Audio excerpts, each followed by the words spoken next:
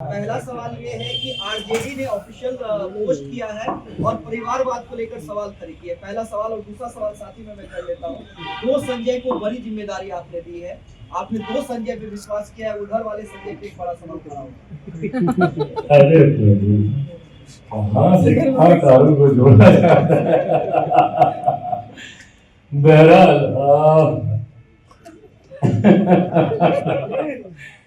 परिवारवाद का जहाँ तक सवाल खड़े करने का काम राष्ट्रीय जनता दल के द्वारा किया जा रहा है, मुझे लगता है कि अंतोगत्वा काबिलियत, और मैंने हमेशा इस बात को कहा और माना है कि आप किसी परिवार से आते हैं नहीं आते हैं, तो आपका सौभाग्य हो सकता है।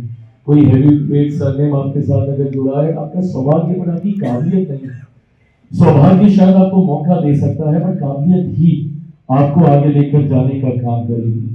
ऐसे में मैं मानता हूं कि आज मेरी पार्टी अपनी काबिलियत यहां तक पहुंची। अगर चिराग पासवान में वो क्षमता नहीं होती तो रामविलास पासवान के बेटे होने की वजह से 14 में एक बार बस उनको चुनाव लड़ने का मौका मिल गया, पर अगर 19 में जमुई की जनता ने मुझे तिगुने मार्जिन से जिताने का काम किया तो संभवतः 5 सालों में मेरी काबिलियत के अनुसार किए गए कामों के आधार पर था।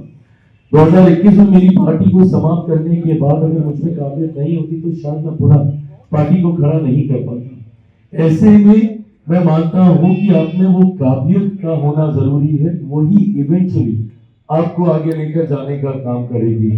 बहरहाल राष्ट्रीय जनता दल खुद के ऊपर, उनके ऊपर परिवारवाद के कई तरीके के आरोप लगाए जाते हैं। मुझे लगता है कि ये वो समय है जहां अपनी काबिलियत उनके परिवार के सदस्य दिखा सकते हैं। संघर्ष, कठिन परिस्थितियों में आपका संघर्ष आपकी सही पहचान कराता है।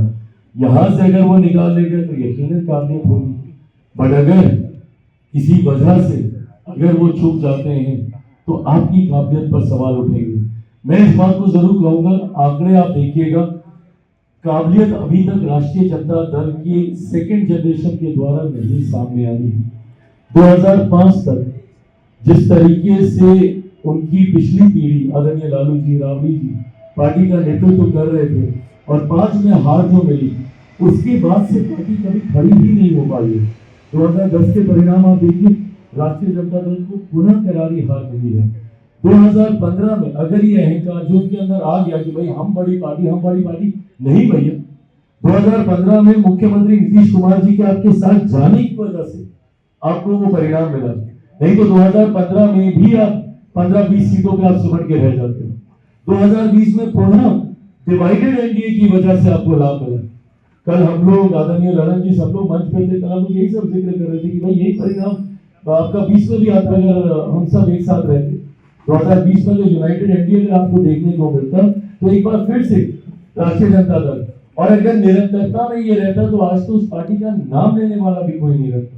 तो परिस्थिति की वजह से 15 और 20 में ये लोग आए और इस बात का अहंकार इन लोगों को इतना ज्यादा हो गया, जिस एग्रेसिव तरीके से ये लोग सामने आते थे, बिहार की जनता 2005 से इनको नकार चुकी है। और जहां तक आपने नाम का जिक्र किया, मेरी पार्टी ने नाम से ज्यादा काम को प्राथमिकता देने की सोच रखी है। तो ऐसे में दो ऐसे नेता हमारे यहाँ पर मंत्री पद पर विराजमान है, जिनका एक का मैंने जिक्र किया कि भाई हमारे जिला अध्यक्ष रहे हैं। बेगूसराय में एक छोटे कार्यकर्ता की भूमिका से यहाँ तक आना, ये उनके काम को दर्शाता है। वहीं दूसरी तरफ महुआ से संजय सिंह जी, जो मेरी लोकसभा से आते हैं, ऐसे में मेरे लिए भी एक ताकत बड़ी है कि भाई मेरी लोकसभा में मुझे मजबूती देने के लिए एक और मेरे साथी वहां पर तैयार हुए हैं। और जिस तरीके से इन्होंने संगठन में सदस्यता प्रभारी की तौर पर एक बड़ी भूमिका निभाने का काम किया संगठन के विस्तार को लेकर, और जिस तरीके से प्रचंड जीत हासिल की, मुझे नहीं पता कि इस बात को कितना हम लोग एनालाइज कर पा रहे हैं, पर आदरणीय लालू प्रसाद यादव जी के बड़े सुपुत्र को ये हरा कर आए हैं। ये कोई कम उपलब्धि नहीं है। ऐसे में मतलब क्या बोलते उसको, जायंट किलर, हाँ, एक जायंट किलर की भूमिका में ये आए हैं। तो ऐसे में मेरे दोनों संजय नाम पर नहीं काम के आधार पर यहाँ पर आए हैं। बाकी अपने नाम का किस तरीके से इस्तेमाल दूसरी जगह पर कर रहे हैं, उस पर मेरी कोई टिप्पणी नहीं है, वो उनका अपना इंटरनल है।